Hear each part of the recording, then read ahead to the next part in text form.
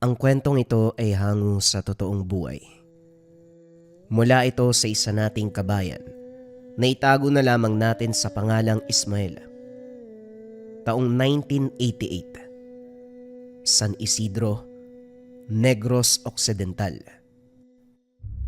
Hindi kailanman inisip ni Ismael na ang katahimikan ng probinsya ang unang magbubunyag ng pinakamadilim na sikreto. Lumaki si Ismael na sanay sa ingay ng lungsod.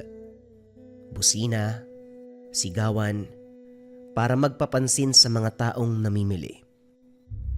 Ang buhay ni Ismael sa lungsod, sagana sa ingay ng paligid ng mga tao na tila hindi mahulugan ng karayom. Sa mga panong ito, magbabakasyon na si Ismael dahil natapos na ang kanilang pag-aaral sa taon na yun. Napagpa siya ng magulang na papuntahin sa lugar ng Lolo Berto sa San Isidro ng Negros. Hindi lubos na kilala ni Ismael ang lolo. Alam niyang nakatira ito sa Negros at minsan lang nilang binabanggit. Sinubukan ni Ismael na tumanggi na magbakasyon doon dahil nasanay na siya kung nasaan nakatira. Pinagalitan siya ng mga magulang at pinagsabihan. Wala naman itong nagawa kaya sumang-ayon na lamang. Pumunta siya sa baryo ng San Isidro para makasama si Lolo Berto. Ang buong akala ang pinakamahirap harapin ay ang pagkabagot. Hindi niya alam na mas mabigat pala ang katahimikan kaysa ingay, lalo na kapag may tinatago ang katahimikan na ito. Nang makarating sa lugar ng lolo, hindi niya lubos mapagtanto ang katahimikan ng lugar. Mas malala pa sa inaasahan. Makalipas ang 3 araw ng pananatili, para bang nasanay na siya sa katahimikan ng lugar.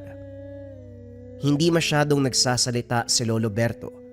Hindi ito ang uri ng katahimikan na mahiyain, kundi parang may pinipigilan. May mga gabi na nakaupo lang sa bangko sa ilalim ng punong balete, malapit sa bahay at nakatingin sa kawalan, na para bang may kausap na hindi nakikita. Kapag tinatanong niya ito, ngiting pilit lamang ang sagot sa kanya. May mga bagay, apo, na mas mabuti pang manatiling lihim. Akala niya nung una, karunungan lang ito ng matanda. Pero nagkamali si Ismael. Nang sumunod na gabi, hindi kagad makatulog.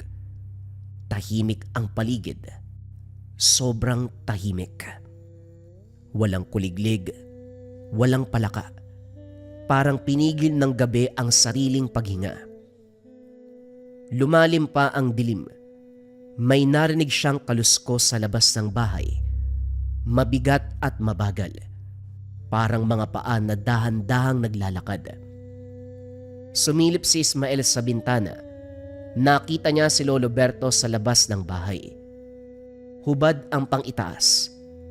Payat ang katawan pero litaw ang mga ugat na parang gumagapang sa balat niya. Nakatayo sa ilalim ng buwan. At sa liwanag nito, may napansin siyang kakaiba sa katawan ni Lolo Berto. Ang baluktot na katawan ay naging tuwid. Naging matipuno. At higit sa lahat, naging patulis ang tenga. Kumunot ang noo ni Ismael. Pinagpawisan kahit malamig ang hangin. Bigla itong tumingin direkta sa bintana kung saan naroon si Ismael. Nagulat sa kanyang nakita. Napuno ng balahibo ang mukha ng matanda. Nang magtagpo ang mga mata, bigla itong tumakbo papunta sa likod ng bahay. Matapos nun, sinara ni Ismael ang bintana. Bumalik ito sa pagkakaiga ng nakatulala ang mga mata. Nanginginig pa ang katawan. Hindi nakatulog ng maayos si Ismael ng gabing yun. Kinabukasan, tinanong niya ang mga kapitbahay patungkol kay Lolo Berto. Iwas ang tingin ng mga kapitbahay hanggang sa may isang matandang babae ang bumulong sa kanya habang nag-iigib ng tubig. Hindi masama ang lolo mo, pero hindi siya katulad natin. Alam mo naman siguro ang ibig kong sabihin. Walang nakuhang malinaw na sagot si Ismael. Sa halip nag-iwan lang ito ng mas maraming tanong sa isipan. Buong maghapon, paulit-ulit na bumabalik ang mga tingin ng mga kapitbahay, mabilis at puno ng pangamba. Parang may alam sila na hindi dapat sabihin sa isang bata. Pagsapit ng gabi, mas tahimik ang kanilang baryo kaysa sa nakasanayan. Maaga pa lang pinapatay na ang mga ilaw. Ang buwan ay kalahati lamang ang liwanag at ang anino ng mga puno ay humahaba sa lupa. Habang nakaiga si Ismael sa banig, may narinig siyang kakaibang tunog na hindi niya mawari kung ano. Parang pakpak na dumadampi sa hangin, mabigat at mabagal. Napahawak siya sa kumot, pilit pinipikit ang mga mata. Hanggang sa may kumalampag sa bubong, gulat na gulat si Ismael. Tinignan ng buong lugar. Hinahanap si Lolo Berto. Tinawag ang pangalan pero hindi ito sumasagot. Ilang sandali pa napakalakas ng tunog sa bandang bubungan. Narinig niya ang kakaibang angil. Angil na parang nagmumula sa ilalim ng lupa. Umabot ang pagbubuno ng mga nilalang sa harap ng bahay. Sumilip si Ismael sa siwang ng bintana at nakita ang dalawang mabalahibong nilalang. Ang isa ay may pakpak na parang paniki. Ang isa naman, mabalahibong tao na may nguso ng aso. Sinunggaba ng aso ang nilalang at binali ang pakpak nito. Patuloy siya sa pagkagat sa braso ng nilalang. Matapos nun, dali-daling tumakbo ang kalaban papunta sa kakawyan. Hindi naman nagpauli ang isa. Dali-daling sumunod upang habulin ang kalaban. Putlang-putla ang mukha ni Ismael sa nasaksiyan. Napamura, gulong-gulo sa kaganapan. Anak ng put! Na! Ano yun? Ano ba yung nakita ko? Hingal na hingal si Ismael. Putlang-putla ang buong itsura. Nanginginig ang kamay. Pawis na pawis ang noo kahit malamig ang hangin sa paligid. Sinarado ang bintana. Sinandalan ang likuran nito. Pinakalma ang sarili. Ngunit sa katahimikan ng bahay mas lalong lumakas ang tibok ng kanyang dibdib. Tahimik na bumukas ang pintuan ng silid ni Ismael. Sa isang iglap may gumalaw na anino. Nakita si Lolo Berto. Nakangiti ito sa kanya habang papasok ng kwarto. Ayos ka lang ba, Apo? Huwag mo nang pansinin yon. Sige na, matulog ka na. Huwag pansinin, Lolo. Ano po ba yung nakita ko? Huwag mo nang alamin, iho. Sige na, matulog ka na. Sandaling katahimikan ang namagitan sa kanila. Nakatitig si Ismael sa likod ng lolo habang papasok sa kwarto.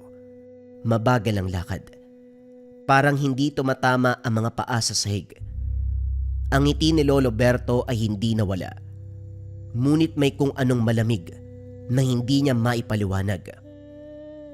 Humiga si Ismael, ngunit nanatiling bukas ang kanyang mga mata. Ang mga salita ng lolo, paulit-ulit na umuukit sa kanyang isipan. Ano daw? Huwag mo nang alamin. Huwag mo nang alamin. Paano kung hindi aalamin yun? Dito nagsimula ang kirot ng kuryosidad.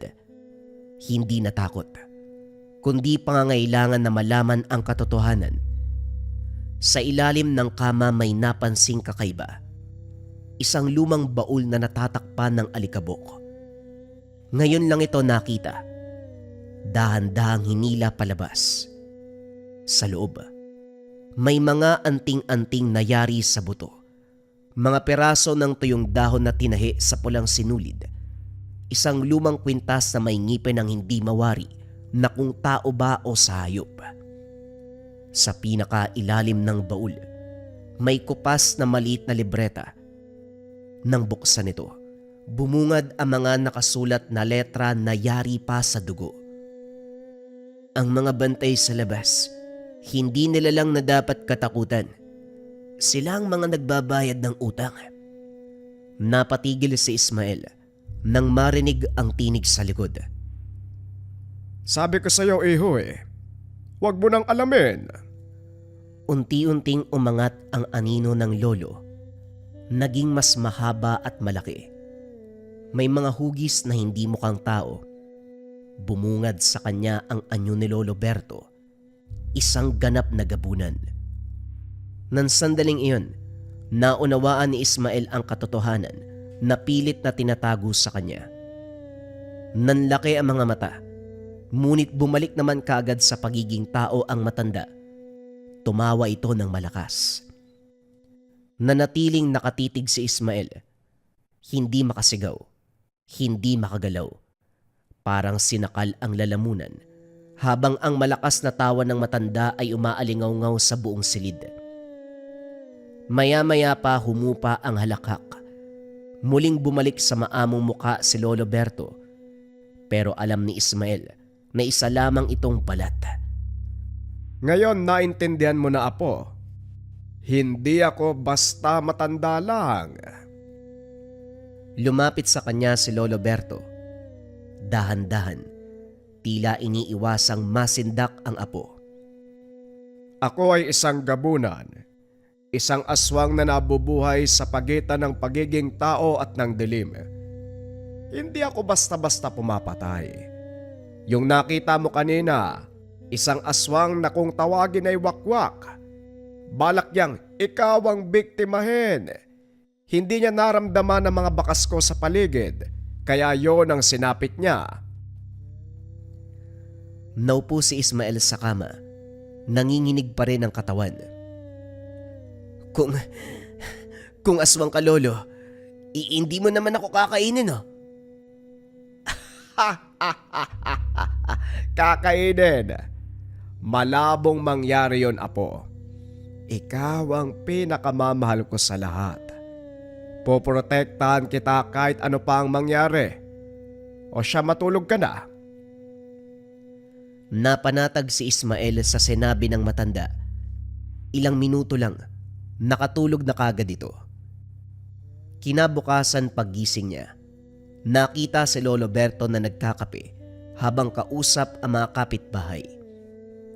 Habang patuloy ang pagkakape ni Lolo Berto, ang masayang kwentuhan ng mga kapitbahay, unti-unting bumalik sa alaala ni Ismael ang isang detalye na hindi kagad napansin. Madaling araw pa lang, bago sumikat ang araw, napansin na ng matanda ang mga kalalakian. Panay ang pagdaan sa harapan ng bahay. Paulit-ulit na tila may binibilang. Minsan 2, paminsan ay 3. Ngunit iisa ang anyo. Tahimik, seryoso, at laging sinusulyapan ang loob ng bakuran. Ang yabag ng mga paa ay marahan, halos walang tunog. Ngunit sapat upang magising ang matandang hindi natutulog ng mahimbing. Mula sa bintana, pinagmasdan sila ni Lolo Berto habang hawak ang tasa ng kape. Sa bawat pagdaan nila mas matindi ang kanyang kutob. Hindi sila taga rito.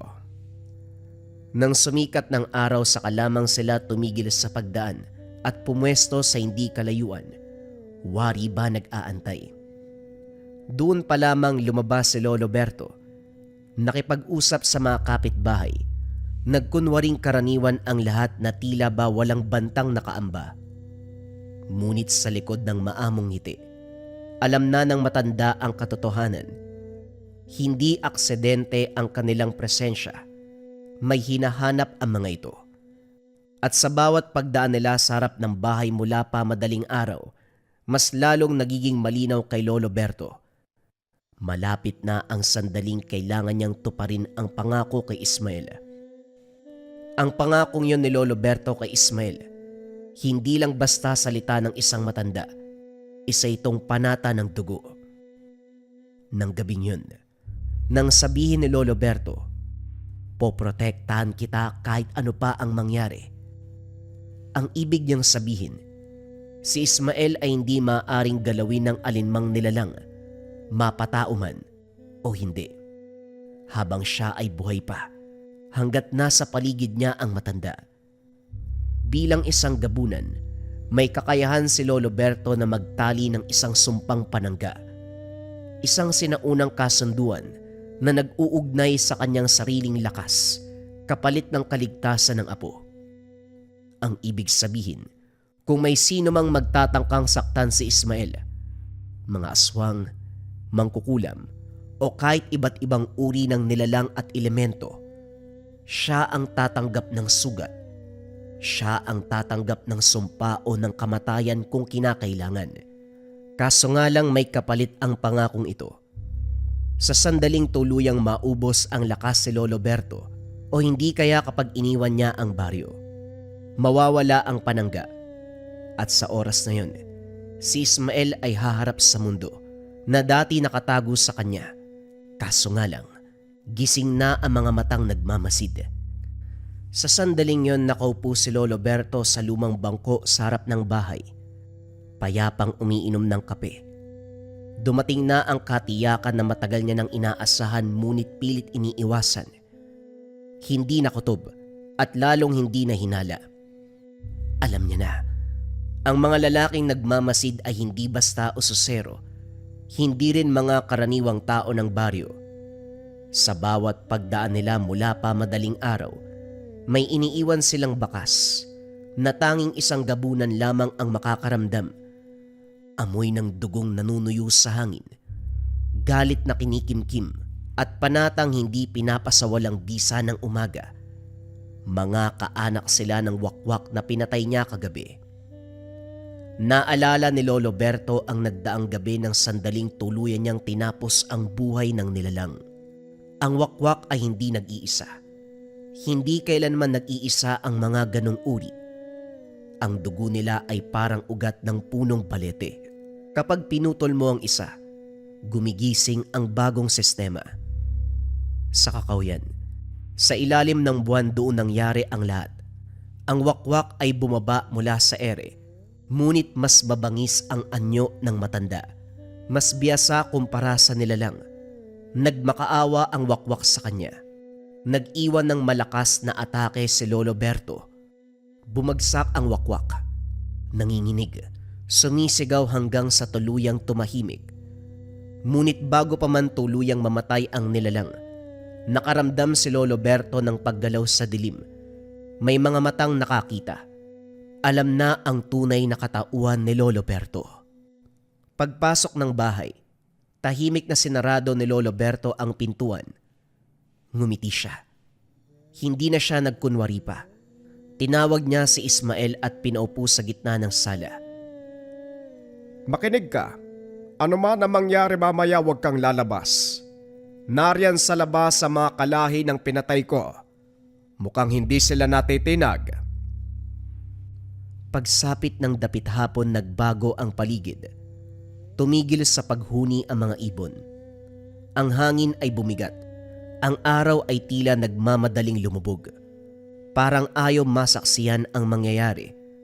At nang sumapit ang dilim, naglakad si Lolo Berto palayo sa pintuan. Ang bawat takbang ay mabigat. Tila sinasalubong ng lupa ang kanyang mga paa. Sa mata niya, unti-unting sumisiklab ang dilaw na liwanag. Hindi apoy, kundi gutom ng isang gabunan. Isang sinaunang anyo ng aswang na mas mabangis pa sa takot na ibinubulong ng mga alamat. Ang dapit hapon, tuluyang nagdilim ang paligid kahit hindi pa ganap ang gabi. Mula sa kalayuan narinig ng matanda ang sigaw na tanging siya lamang ang nakakapansin. 3 nilalang ang sabay-sabay na bumaba sa puno. Ang mga pakpak ay tila balat ng patay. Ang mga mata ay purong itim. Naaamoy nila ang dugo ng kalahi na pinatay ni Lolo Berto. At ngayon, singil ang hinahanap. Ngumiti si Lolo Berto, isang ngiting galak. Oh, nandito na kayo. Pero nahuli ng dating. Bigla siyang naglaho sa paningin. Hindi sa bilis, kundi sa paglusaw ng anyo. Ang likod ay bumuka. Tumubo ang maiitim na balahibo. Naging mas mahaba at malapad ang katawan. Humaba ang mga kamay. ang mga kuko ay napakatalim, ganon din ang kanyang pangil. Sumugod ang unang wakwak. Ang bibig ay bumuka hanggang sa dibdib. Ngunit bago pa man ito makasigaw, sinunggabad ito ni Lolo Berto sa leeg. Pinilipit ang ulo at sa isang iglap, naputol ang buto. Hindi niya ito kinain. Sinipsip niya ang anino at kaagad nalanta ang katawan na parang balat na iniwanan ng kaluluwa. Ang ikalawa, mas matalino. Biglang lumipad sa himpapawid. Tumalon si Lolo Berto. Lampas tao ang taas. Hinila pababa ang wakwak sa pakpak. Isinubsob sa lupa. Bumuka ang dibdib. Hindi para kumagat kundi para lunukin ang hininga ng kalaban. Nang mawala ng hininga ang wakwak, nagliyab ang katawan nito mula sa loob hanggang sa maging abo. Ang huli ay umatras. Nanginginig, ngunit galit ang pumalit sa takot. Galit na galit at umangil ng napakalakas. Lumapit ang matanda sa uling wakwak na natitira. Umatras naman ang nilalang habang umaangil. Ang kahantungan mo, kapareho lang sa mga kasama mo. Huwag ka nang pumiglas. Tanggapin mo na ang kamatayan. Matapos magsalita, bigla itong sumunggab. Hinayaan lamang ito ng matanda. Tinamaan siya, pero walang naging epekto. Hinawakan ito sa leeg, binalibag sa lupa. Mabilis niya itong binalian ng leeg. Ang anino ng wakwak ay natunaw sa kanyang katawan. Mula sa siwang ng bintana, nasaksiyan ni Ismael ang lahat. Nakita niya kung paanong nilamon ng dilim si Lolo Berto at kung paanong ang tatlong wakwak naglaho na parang kailanman ay hindi umiral. Doon niya naunawaan, may mga gabi na hindi dapat alalahanin. Pagdating ng umaga, para bang walang nangyari sa buong lugar. Maging ang mga tao sa baryo nararamdaman niya na alam nito ang sekreto ng lolo, pero mas pinipili nila na hindi magsalita. Si Lolo Berto ay bumalik sa dating gawi. Nagwawalis sa umaga, nag-aayos ng bakod, umuupo sa bangko tuwing dapit hapon. Sa mata ng iba, isa lamang siyang tahimik na matanda. Ngunit para kay Ismael, bawat kilos nito ay merong kakaiba. Kapag tumitingin si Lolo Berto sa malayo, hindi yun pag-iisip, kundi napapansin ito ni Ismael na parang nakikinig sa paligid. Kapag humihinto siya sa pagwawalis, hindi ito pagod, kundi may nararamdaman siya sa paligid. Naintindihan ni Ismael kung bakit siya pinadala ng mga magulang sa baryong yun. Nung una, inakala niyang tinapon lang siya sa lugar upang ilayo sa gulo ng lungsod. Wala siyang reklamo, pero may tanong na hindi masagot. Bakit kailangan pa siyang ipadala sa isang lugar na halos nakalimutan na ng mundo? Ngayon malinaw na sa kanya ang kasagutan. Hindi naroon para magbakasyon lamang. Naroon siya upang makita, para matuto sa mga bagay na hindi sinasabi, mga bagay na hindi pinaniniwalaan. Sa bawat gabing dumaraan, mas naging sensitibo si Ismael sa paligid. Napansin niyang may mga yabag na naglilibot sa bahay. May mga sandaling biglang lumalamig ang hangin kahit walang ulan. At may mga panahon, nagigising siya sa kalagitnaan ng gabi. Hindi dahil sa panaginip, kundi dahil may katahimikang masyadong buo. Parang may pumipigil sa lahat ng tunog. Isang hapon habang nakaupo si Ismael sa tapat ng bahay, may napansin siyang kakaiba. Isang matandang lalaki ang naglalakad sa gitna ng daan. May tungkod na yari sa itim na kahoy. Mabagal ang hakbang, ngunit ang bawat tapak ay parang may bigat. Hindi siya humingi ng tulong, hindi rin siya tumitingin sa paligid. Diretso lang ang lakad patungo sa bahay ni Lolo Berto. Napatayo si Ismael, hindi niya alam kung bakit. Pero ramdam niya na hindi ordinaryo ang dayuhan. Ang anino ay hindi normal. Merong kakaiba. Kahit terik ang araw, Hindi siya lubusang tinatamaan ng liwanag.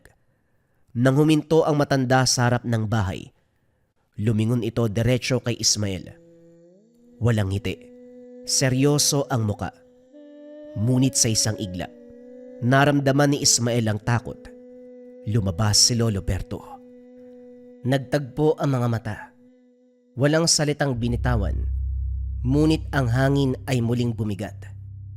Tulad ng gabi na dumating ang mga wakwak. Alam na ito ni Ismael. Sa ganitong larangan ay walang tunay na katapusan. Meron lang nagpapahinga. Wika ni Lolo Berto. Ngumiti ang dayo. Isang ngiti na walang init. Napakuyom ang kamay ni Lolo Berto. Sa unang pagkakataon nakita ni Ismael ang bakas ng pag-aalala sa kanyang muka. Hindi takot, kundi pagkilala. Parang narinig niya ang pangalan ng isang bagay na matagal nang inaasahan. Dumaan ba siya dito, Doro? Tanong ni Lolo Berto. Oo, at hindi siya nag-iisa. Tugon ni Tandang Doro. Walang dagdag na paliwanag. Lumakad ang dayuhan palayo. Iniwan ang matandang may katanungan. Kinagabihan hindi nakatulog si Ismael. Nakaupo siya sa kama. Pinapakinggan ang katahimikan. Hindi niya alam kung ano ang paparating. Ngunit alam niya na meron. At sa kauna-unahang pagkakataon, hindi niya gustong pumikit sapagkat natutunan niya na ang hindi pagtingin ay mas mapanganib kaysa sa pagharap. Lumapit si Lolo Berto sa kanyang silid. Tahimik siyang nagsalita. May mga bagay na hindi mo na dapat pang malaman. Pero darating ang araw na kakailanganin mong umunawa. Tumingin si Ismael sa matanda. Kaya pala ako narito. Tumango si Lolo Berto. Sa dulo ng baryo, may mga nilalang na muling gumagalaw. Isang banta sa atin at sa mga tao dito sa baryo. Ilang mga araw mula ngayon, huwag ka na munang lumayo dito sa bahay. Hindi ka nila sasaktan kapag narito ka. Sapat na ang panahon upang mabuo ang katotohanan at darating ang panahong kailangan maunawaan ni Ismael kung bakit siya pinadala sa baryo ni Lolo Berto, malayo sa lungsod, malayo sa ingay at mas lalong malayo sa mga mata ng karaniwang tao. Hindi siya pinadala roon para lamang magbakasyon. Pinadala siya upang malaman ang katotohanan na umiiral sa mundo. Bago ka pa man makarating dito sa baryo, Apo, nag-usap na kami ng mga magulang mo. Nung una, hindi ako pumayag sa kanilang gusto. Masyadong delikado ang lugar. Nakita mo naman yon, hindi ba? Isinantabi ng iyong mga magulang ang usaping yon dahil gusto nilang malaman kung gaano kadelikado ang mundo at sa kung paano mo ito haharapin sa pag-usad ng panahon. Matapos magsalita ng matanda, tumahimik ito sandali at nakaramdam sa paligid. Naramdaman niyang nag-iba ang simoy ng hangin. Si Lolo Berto ay hindi basta-bastang gabunan. Sa mundo ng mga aswang ay may ranggo, may edad at may reputasyon. Ang mga wakwak ay mga ngaso. Ang mga manananggal ay mandaragit. Ngunit ang mga gabunan, sila ang mga tagapagpatupad ng utos. Hindi sila basta pumapatay. Sila ang humahatol sa mga makasalanan. Si Lolo Berto ay isa sa mga gabunang tagahatol. Pero mas pinili niyang mamuhay ng normal, payapang nakikisalamuha sa mga tao.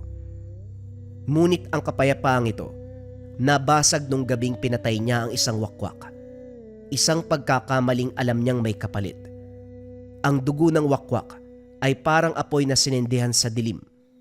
Tumatawag ito at may nakakarinig. Hindi lamang ang mga wakwak ang nakaramdam ng ginawa ni Lolo Berto. Sa malalayong pook, sa mga lugar na hindi minapa ng tao, may 3 gabunan na matagal nang nagbabantay sa mga galaw niya. Hindi sila kaaway, hindi rin sila kaibigan. Sila ang tinatawag na mga tagamasid, mga gabunang piniling magtago bilang tao, kundi manatiling nilalang ng gabi. Si Amarok. Si Amarok ang pinakamatanda sa tatlo.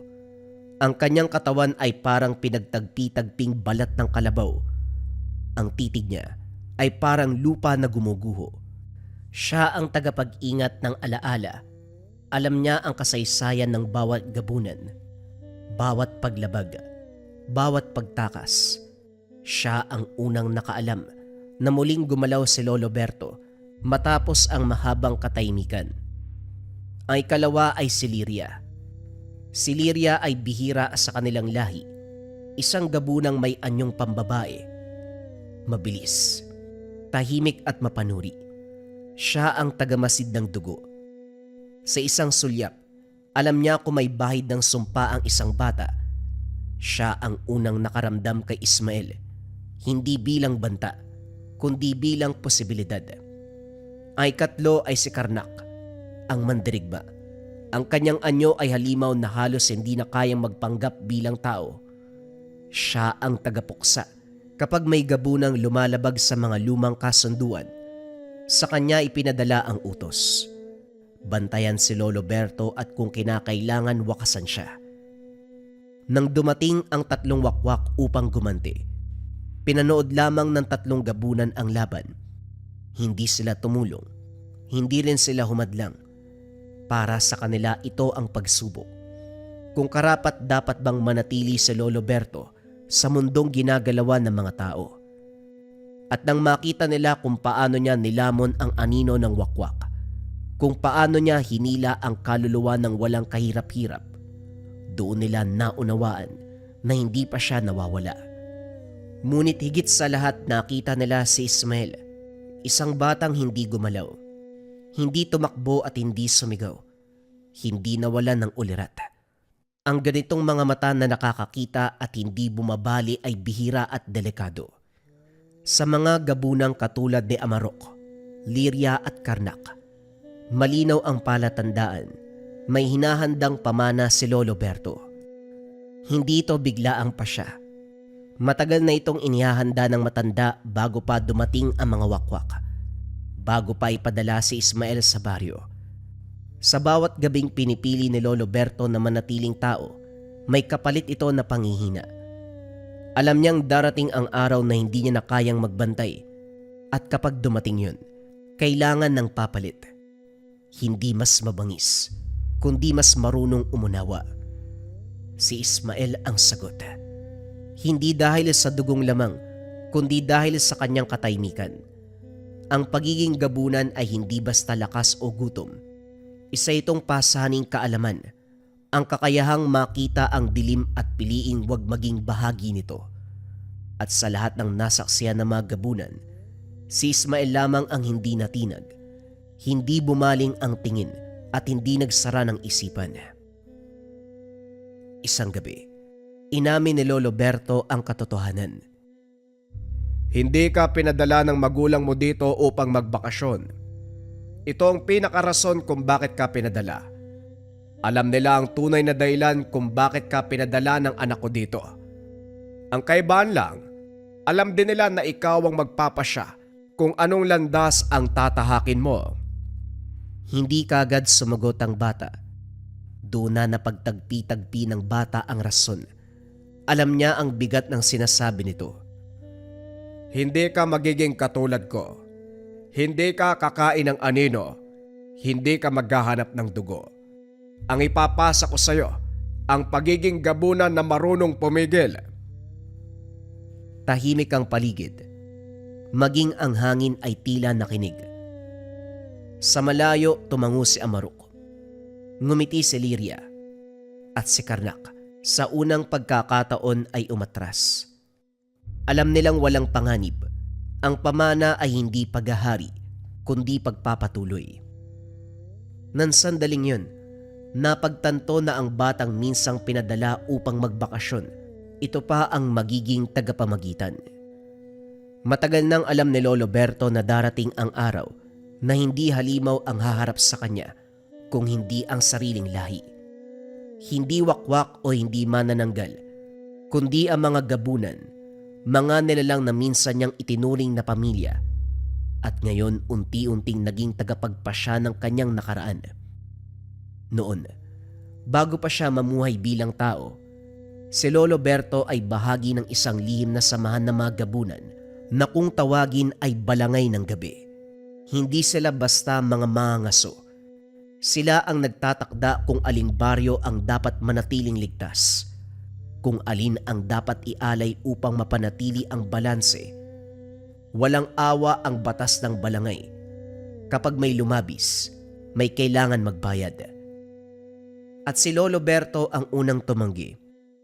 Sa isang gabi na tinakdang ialay ang isang buong pamayanan ng mga bata, matatanda. Buong puso siyang lumaban sa pasya ng balangay. Nilabag niya ang kautusan at lihim na binalaan ang mga tao. Nang gabing yun, walang dugong nainom ang mga gabunan. Walang sigaw na umalingaw-ngaw, at doon na nagsimula ang galit. Para sa balangay, ang ginawa ni Lolo Berto ay hindi awa, kundi pagtataksil. Mula noon pinili niyang iwan ang samahan, putulin ang ugnayan at mamuhay bilang tao. Ngunit ang ganitong pagpapasya ay may presyo. Ang balangay ay hindi nakakalimot, hindi rin sila nagpapatawad. Sa una ay hindi sila kumilos. Hinayaan nilang tumanda si Lolo Berto, humina at magkubli. Ngunit sa bawat wakwak na pinapatay niya, sa bawat baryong pinoprotektahan, muling bumubukas ang sugat ng nakaraan. Para sa mga gabunang nanatili sa balangay, ang kanyang pag-iral ay paalala ng kanilang kahinaan na may gabunan na piniling maging iba at nabuhay. Unti-unti nilang ipinaramdam ang presensya. May mga gabing nawawala ang bantay ng gabi. Walang bakas ng laban. May mga panahong nagigising si Lolo Berto na may marka sa lupa, mga tanda ng lumang sumpa ng balangay. At sa hangin may amoy ng dugo, sariwang dugo. Alam ni Lolo Berto ang ibig sabihin nito. Hinahabol na siya. Ngunit hindi lamang siya ang punterya. Nang malaman ng dating samahan ng tungkol kay Ismael, isang batang may dugong gabunan, lalo silang nanggalaiti sa galit. Para sa kanila, ang bata ay patunay na nabigo si Lolo Berto na putulin ang sumpa. At higit pa roon, isang panganib, isang gabunan na maaaring pumili ng landas, mas mapanganib kaysa sa pagtakas. Hindi natin siya papayagang magmana. Ang awa ay sakit, at ang sakit ay kailangang putulin. Nagsimula ang kanilang huling galaw. Dahan-dahan, parang paglapit ng gabi, sapagkat ang mga gabunan ay marunong maghintay. Alam ni Lolo Berto, sa kabuturan ng kanyang pagkatao, na ang huling laban ay hindi para sa kanyang buhay, kundi para sa karapatan ni Ismael na pumili ng magiging pasya. Ayon kay Lolo Berto, ang pinuno ng samahan ay hindi tinatawag sa iisang pangalan. Kilala siya bilang Apo Kaluman. Isang pangalang binibigkas lamang kapag kinakailangan, sapagkat ang pagbanggit nito ay tila panata ng dugo. Si Apo Kaluman, isang purong gabunan na hindi kailanman namuhay bilang tao. Hindi siya nag-anyong tao upang magtago. Ginagamit lamang niya ang anyong tao upang magbalat kayo. Sa likod ng kanyang balat ay hindi laman, kundi gutom na hinubog ng mga siglo. Ang kanyang mga mata ay walang refleksyon. Ang uri ng gabunan ni Apo Kaluman ay tinatawag na tagapagbantay o tagahatol. Ang mga tagapagbantay, hindi pumapatay dahil sa gutom o galit. Pumapatay sila dahil sa paniniwala. Paniniwalang ang mundo ay dapat manatiling nakahaligi sa dilim upang hindi tuluyang gumuho. Para sa kanila, ang awa ay paglabag, ang pagpili ay kahinaan, at ang pag-ibig sa tao, isang sakit na dapat sunugin bago kumalat. Noon pa man, si Apo Kaluman ang nagtakda ng mga alituntunin ng samahan. Siya ang nag-utos kung aling baryo ang aalayan, kung alin ang dapat umatras, at kung sino ang dapat burahin sa alaala ng gabi. Sa kanyang pamumuno, naging tahimik ang mundo, ngunit ang katahimikan ay bunga ng takot. Si Lolo Berto ang unang tumanggi sa kanyang kautusan. Hindi ito nakalimutan ni Apo Kaluman. Para sa kanya, ang pagtataksil ni Lolo Berto ay hindi personal. Ito ay banta sa kaayusan. Sapagkat kung may isang gabunang kayang tumanggi, maaaring may sumunod. At kapag merong susunod, babagsak ang balanse ng kanilang samahan na matagal niya nang binabantayan. Kaya nang mabalitaan niya ang tungkol kay Ismael, tumibok muli ang gutom na matagal nang tahimik. Ang bata ay hindi lamang pamana, isa siyang banta. Sa pagkakaroon ng pagpili, dito masisira ang ating samahan. Wika ni Apo Kaluman sa dilim. Nang sandaling yon binaba niya ang hatol. Hindi digmaan at hindi lantaran. Ngunit ang paglapit ng balangay ay nagsimula ng tahimik, sistematiko at walang pag-aalinlangan. Sapagkat kapag gumalaw ang isang tagapagbantay, hindi siya humihinto hanggat hindi napapantay ang lahat. Matagal nang ramdam ni Lolo Berto ang paglapit ng panganib. Ngunit dumating ang isang gabi na naging malinaw ang lahat. Hindi na ang mga hinala, hindi na ang mga palatandaan. Dumating na ang balita na dala ng hangin. Ang pakiramdam na may isang dilubyong darating. Alam niya na ang plano ng kanyang dating samahan. Ang balangay ng gabi, hindi darating upang makipag-usap. Darating sila upang burahin ang baryo, ang alaala ng kanyang pagtanggi at ang batang patunay ng kanyang pagpili. Si Apo Kaluman mismo ang mamumuno. Kapag gumalaw ang isang tagapantay, wala itong iniiwang saksi.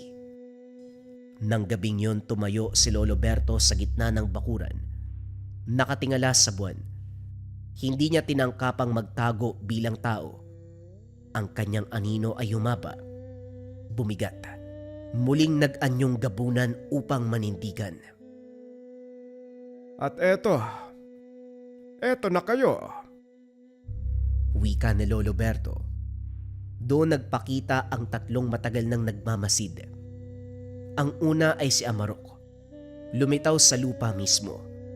Tila hinugot mula sa alaala ng mundo. Sumunod ay si Liria, na bumaba mula sa anino ng puno.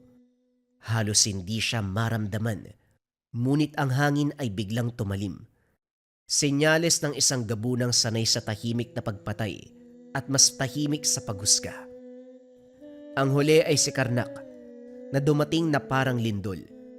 Ang lupa ay bahagyang yumanig sa bawat takbang niya. Ang mga kuko, nagmamarka sa bato. Siya ang lakas na pinipigil, ang galit na piniling wag pumutok hanggang sa ngayon. Hindi sila nagtanong, hindi sila humingi ng pahintulot. Hindi to paglabag. Ito ay pagwawasto. Wika ni Amarok. Tumango si Lolo Berto. Alam niyang hindi siya karapat dapat humingi ng tulong, pero binigay ito sa kanya hindi dahil sa pagkakaibigan, kundi dahil may mas mali. Mula sa siwang ng bintana, nasaksiyan ni Ismael ang lahat. Nakita niya kung paanong ang tatlong gabunan pumwesto sa paligid ng baryo para magbantay. Nakita niyang kung paanong si Lolo Berto tumayo sa gitna para humarap. At sa mga mata ng bata, malinaw ang katotohanan. Ang laban na paparating, hindi para sa kapangyarihan, kundi para sa karapatang pumili ng landas. Sa malayo gumalaw ang mga puno. Isang katahimikan. Katahimikang masyadong maayos, masyadong pantay. Sa gitna nito lumitaw si Apo Kaluman. Tuwid, walang bahid ng pag-aalinlangan. Huminga ng malalim si Lolo Berto. Ismael, ano man ang mangyari, tumingin ka. Wag na wag kang tatalikod. Wika ni Lolo Berto. Nang gabing yun, sa ilalim ng buwan na walang kinikilingan, nasaksiyan ni Ismael ang simula ng huling laban. Hindi lamang na mga gabunan, kundi ng dalawang paniniwala na hindi maaaring magsabay sa bawat gabing dumadaan. Sumabog ang gabi nang tuluyang bumaba ang balangay ng gabi sa baryo. Hindi sila dumating ng sabay-sabay. Isa-isang lumitaw mula sa mga anino, mga gabunang hindi nagtatago ng anyong tao. Ang hangin ay napunit ng sigaw. Mga aswang na matagal nang kumikimkim ng galit kay Lolo Berto. Sa unang bugso pa lamang, dumugo ang kadiliman. Si Lolo Berto ang unang kumilos. Hindi na siya nagdalawang isip. Sa kanyang pagpapalit ng anyo, sumugod ito at sa bawat galaw niya ay may bumabagsak. Mga wakwak na inutusan ng balangay upang magsilbing pang-ubos. Mga ngaso na inakalang mahina na ang matanda. Nagkamali sila dahil inabisuan na ng matanda ang lahat ng tao sa kanyang baryo na lumisan na muna pansamantala. Naintindihan nito ng mga kabaryo kaya umalis ng walang imik. Isa-isang napunit ang mga pakpak. Isa-isang hinila ang mga anino palabas ng katawan. Hindi sigaw ang nangingibabaw, kundi pagkabasag. Parang mga sumpa na matagal nang nag-aantay ng wakas. Sa bawat aswang na bumabagsak, lalong tumitibay ang tindig ni Lolo Berto. Ngunit ramdam niya na hindi ito sapat. Masyado silang marami. Doon gumalaw ang tatlong gabunan. Lumabas na sila upang tulungan ang matanda. Si Karnak. Sumunod si Liria at Amarok. Mabilis silang pumasok sa digmaan. Pinagpapapatay ang mga aswang na nagtangkang palibutan si Lolo Berto. Bagaman kabilang sila sa balangay, meron silang paninindigan na ang mali ay mali. Sa gitna ng lahat ng ito, nasaksihan ni Ismael ang digmaan ng dilim. Hindi siya gumalaw, hindi siya pumikit.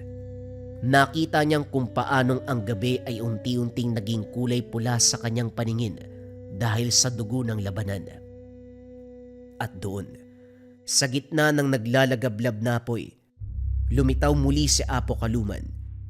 Hindi siya nagmadali. Sa bawat takbang niya tumigil ang laban sa kanyang paligid. Ang mga aswang ay umatras. Ang balangay ay sumuko. Huminto si Lolo Berto. Nagkatinginan silang dalawa. Ang gabunang tumanggi sa utos at ang gabunan na hindi kailanman nag-alinlangan. Tapos na ang pagtatago.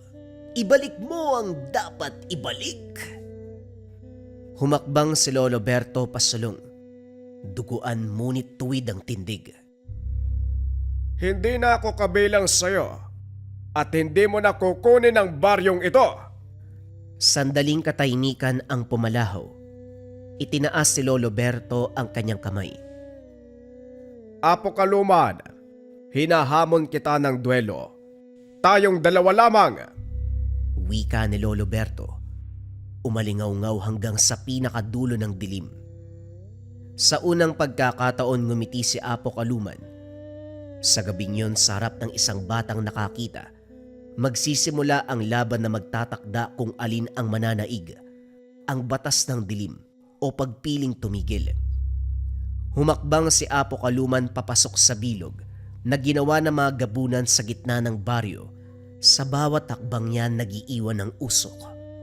Inuunat ang sarili upang maganda sa laban. Tumayo si Lolo Berto. Tumayo sa tapat. Duguan. Hinihingal ngunit matatag. Hindi niya pinalaki ang anyo. Hindi niya pinalabas ang buong wangis ng isang gabunan. Pinili niyang manatili sa ulirat at merong sapat na lakas para lumaban. Hanggang dito na lang. Bumalik ka sa samahan at maaari pa kitang mapatawad. Hindi sumagot ang matanda. Nang makita nito ang katatagan, bigla siyang sumugod. Sa unang salpukan ay parang banggaan ng dalawang dambuhalang nilalang. Naglaho ang tunog. Tinamaan si Lolo Berto. Napaurong, ngunit hindi bumagsak. Tinamaan din si Apo Kaluman. Napaurong din ito. Nagbago ang taktika ni Lolo Berto. Hindi niya sinabayan si Apo Kaluman. Sinundan niya ang puwang sa pagitan ng pag-atake nito. Sa sandaling huminto, doon siya gaganti. Binalibag ang katawan ng kalaban. Hawak-hawak niya ito sa leeg. Hindi ka nasasanay sa pagtanggi. Hindi mo pa rin ba naiintindihan na ang aking ginawa ay hindi para sa akin? Wika ng matanda. Dito na lumabas ang tunay na anyo ni Apo Kaluman. Isang gabuna na may anyong mas mabigat pa kaysa kay Lolo Berto. Biglang humaba ang mga ngipin nito. Ang nguso ay biglang humaba na parang aso. Doon kumawala si Apo Kaluman at binaliktad ang sitwasyon. Dinakma niya ang paa ng matanda at hinampas sa lupa. Napaigtad ang matanda pero hindi sumusuko ang diwa nito. Biglang tumayo ang matanda. Hinihingal. Hawak ang dibdib. Muli itong sumalakay at hinawakan niya ang dibdib ni Apo Kaluman. Binigkas ang pangalang hindi binabanggit. Sa pagbigkas, sinabayan ito ng matanda ng pag-uusal upang mahugot ang kanyang kaluluwa. Nahila ito ni Lolo Berto. Nahila ang kaluluwa ng kalaban. Humandusay sa lupa ang katawan ni Apo na nasa anyo pa rin ng aswang. Bumagsak si Lolo Berto sa tuhod. Tahimik na humiwalay ang mga dating kasama. Umatras ang mga natira. Lumapit naman ang 3 gabunan upang alalayan ang matanda. Nasaksihan ni Ismael ang lahat. At sa umagang sumunod, pinili niya ang sariling landas. Hindi niya tinanggap ang pamana. Hindi niya tinanggap ang pagiging aswang. Lumapit siya kay Lolo Berto at yumakap ng maigpit. Nasaan yung tao na ang matanda? Maraming salamat po, pero uuwi na ako. Tumango si Lolo Berto. May lungkot at kapayapaan sa mga mata. Yan ang tamang piliin. At hindi ko ipapasa sa iyo ang sumpang ito. Tatapusin ko sa aking sarili ang sumpang matagal nang nakakapit sa ating angkada. Ang tatay mo ay walang dugo ng pagiging gabunan. Bumalik si Ismael sa syudad. Nag-aral, nabuhay at naging normal. Tuwing gabi, kapag tahimik ang lungsod, alam niyang may mga gabi na hindi dapat alalahanin sapagkat may isang gabuna na piniling tumigil upang ang isang bata ay makapiling ang liwanag. Paminsan-minsan, binibisita ni Ismael ang kanyang lolo kasama ang mga magulang. Alam nila sa kanilang sarili kung gaanong kalaking responsibilidad ang tinapos ni Lolo Berto. Binigyan niya ng kakayahan ang bawat nilalang. Binigyan niya ng kakayahang pumili. Hindi upang mamuhay sa dahas, hindi upang mamuhay sa sapilitang pag-utos, kundi upang mabuhay ng malaya kahit ikaw ay may lahi na isang gabunan.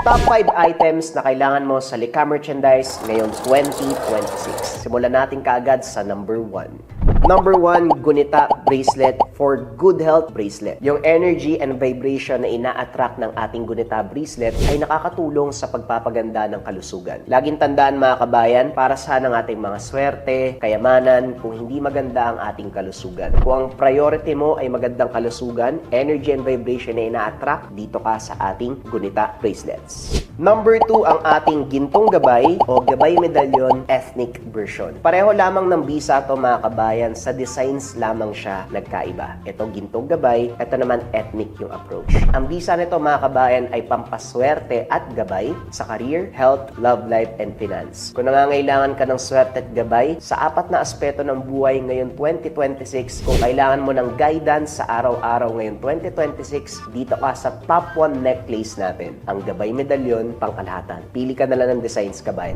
Number 3, syempre hindi mawawala ang depensa spiritual mga kabayan. Meron tayong kalusugan at gabay sa araw-araw pero kailangan din natin ng depensa spiritual. Kontra sa lahat ng negative energy, kontra kulam, barang, tigalpo, palipad hangin, usog o kahit anong masamang uri ng sumpa. Ito ang Maracuyo Bracelets mga kabayan. Nandito din yung tinatawag nating rebuelta or sumbalik. Kung ano man yung sumpa na ibinigay sa inyo, ibabalik doon sa taong nagbigay. Kaya sobrang trending ng ating marahuyo. May 4 na kulay kang pagpipilian. Pwede tong lava na may gintong San Benito, pwede tong white na may gintong San Benito, pwede tong brown na ethnic version at black na ethnic version. Pili ka na lang, kabayan ko.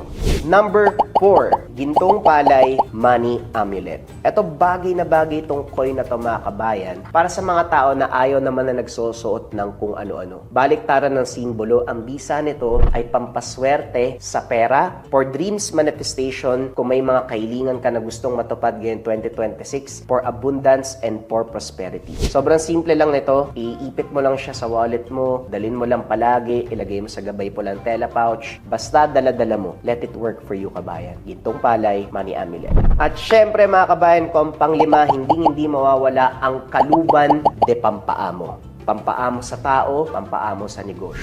Kung feeling mo nasa toxic environment ka, kabayan, ikaw lagi yung napapag-initan, laging galit yung partner mo, laging galit yung boss mo, laging galit yung mga katrabaho mo, sa'yo lagi sinisisi ang mga bagay-bagay, magkaluban de pampaamo ka. Pampaamo sa tao, pampaamo sa negosyo. Bagay din to sa mga nasa sales or sa mga tao na palaging merong kausap para mabilis kayong makapagpalagay ng loob ng taong kausap mo. Sobrang simple lang. Itong kaluban, gawa to ng mga tubo sa Negros, pero may mga sangkap pa ito sa loob. Dadalin mo lang, kabayan. Let it work for you. Lagay mo sa bag mo, lagay mo sa bulsa mo, basta dala-dala mo lang palagi. Yon ang ating top 5 items na kailangan mo ngayon 2026 sa Lika Merchandise. Kung interesado ka, kabayan, pwede mo i-click yung yellow basket sa baba. Pero if ever na walang yellow basket, i-search mo lang ang shop ng Lika Merchandise. Ingat sa mga scammers.